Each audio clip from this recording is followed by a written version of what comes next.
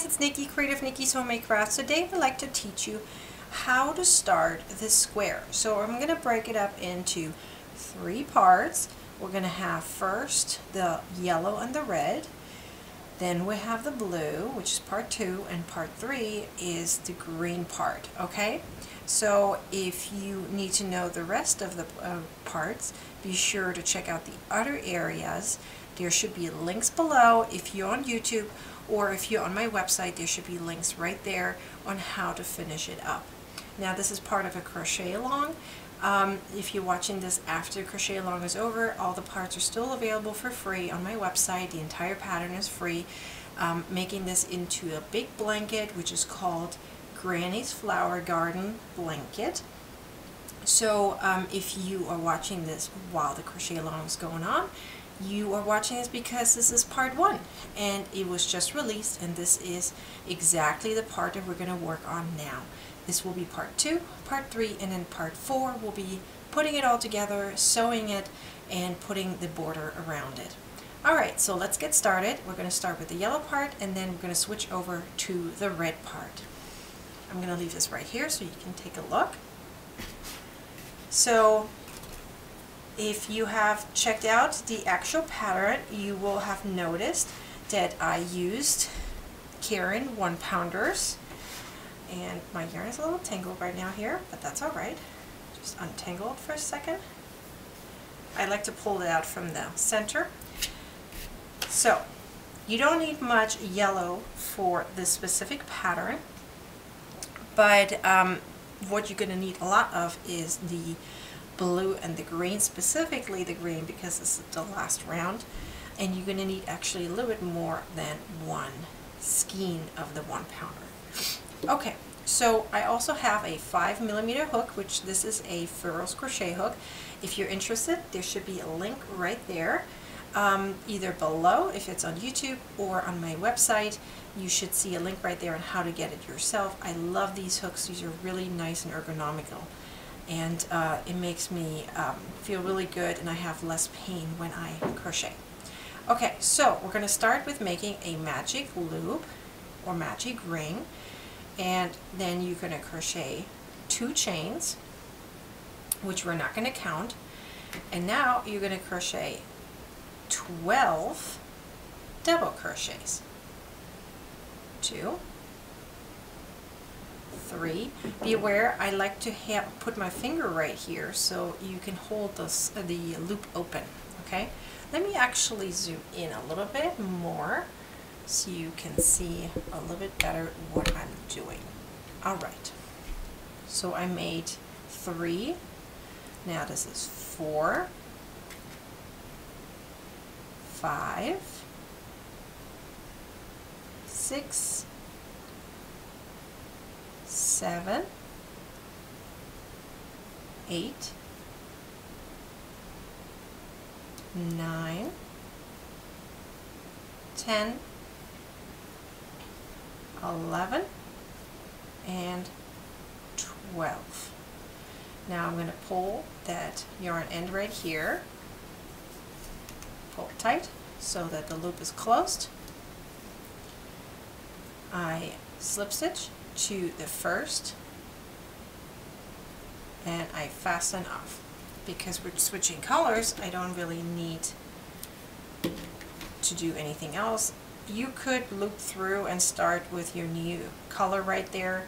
I like it to do it this way because it's it prevents the loop from opening up. So I like to make it really tight. So I will weave in the ends later, but let's start with the red color. It's also Caron 1-pounders, just in red. Actually, I should mention that we also have 2 other colors right here. Okay, you might not be able to see it real quick because I have zoomed in so far. Let me zoom out a little bit and make it a little bit brighter so you can see. Yeah, there you go. Okay, so we have 3 different colors right here that I'm using for the specific blanket. There's the red, there's the light purple, and then there's the dark purple. And but you can choose whichever color you want. This is just the colors that I chose. and I preferred using 3 different types so I can arrange them in a very nice way. So let's now start with the red. I'm choosing red for this specific tutorial because it's a little bit easier to see, so I want to make sure you can see what I'm doing. So I prefer not using a dark color for that specific purpose. So let me now go in right in the point where I just fastened off, okay? So I'm going to reattach my yarn, which is in this case the red one. And you can weave in your ends as you go, so you won't have to weave in too much later on. So I like to kind of do that. So I hold it here, so I'm going to crochet with it. Okay, so you chain 2, and now what we're going to do is we're going to use front post and back post double crochets, okay? So now we have here that chain of 2, that beginning chain. We want to kind of hide it. So in the first part, very first front post double crochet, you're going to go around that beginning chain as well as the first double crochet, okay? So let me show you how that works. You go around here like that, yarn over, pull through, and now you do a normal double crochet, and now you're going to do a back post double crochet. So you're going to go around it and do a back post double crochet. So now you're going to repeat that for all stitches, just that you don't have that front, the beginning chain. So you're going to go around each one, you're going to do a front post double crochet, and now you're going to go behind it and do a back post double crochet around the same stitch, okay? So if you're using a Caron 1-pounder as well, this might be a little bit tricky because that yarn is not very stretchy. So just be careful when you do a lot of these in a row, your hand might hurt after a while. But otherwise, this is actually fairly easy. If you use a different yarn, this might be a bit easier. So you're just going to go around every single one, do a front post and a back post double crochet around each pole. Let me call it a pole so it makes more sense. So that means you would have 12 front post double crochets as well as 12 back post double crochets in the end, making these 24 stitches after the second round. So as you can see, the yellow and the red yarn kind of gets weaved in here at the same time, so I don't have to do that later. And then you just cut the leftover piece off. So almost done with the second round, and then we're going on to the third, which is very similar, although not the same. It still uses front post and back post double crochets. So this is similar to kind of a zigzag. You're working first in the front and then you're working in the back.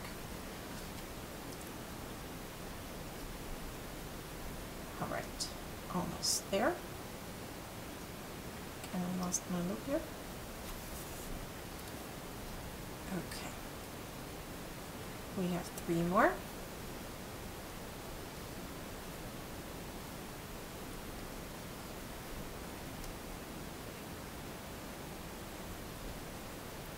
Two more.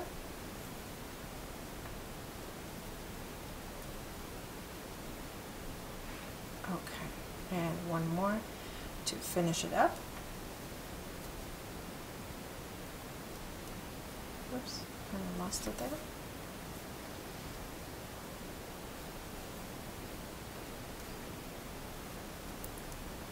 All right. So now kind of let me show you a difference here. So ignore that there's some yarn hanging out. I'm gonna slip stitch to the first stitch, which is always a little bit tricky sometimes. So there you go. Okay, so now you could technically choose on how you want this circle to look like. So you can do it like this, or you can do this side. Now you can see there's a difference between this and this.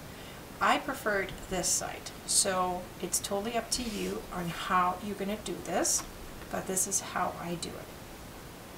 Okay, now you're going to chain 2, and now we're going to work on round 2. So the very first part now is going to be a hint tricky, so you kind of have to wiggle around to see where each stitch is. So first we're going to go around the first front post double crochet, just like we did before. And now we're going to go around the same front post double crochet and do a back post double crochet. So that might be a little tricky for some people. The very first stitch is the most trickiest one, okay? And now, do you see that back post right behind it from the previous round? You're going to do a front post on top of it. They're all double crochets. So, let me repeat that. You're going to do a front post double crochet, a back post double crochet onto the same stitch, and then you're doing a front post double crochet. So let's repeat that. Front post double crochet, back post double crochet on the same stitch, and then onto the back post double crochet from the previous round, you're doing a front post double crochet. Now this creates a nice texture and makes the flower lift up a little bit. And now you're going to go and keep on going with this specific stitch pattern all the way around.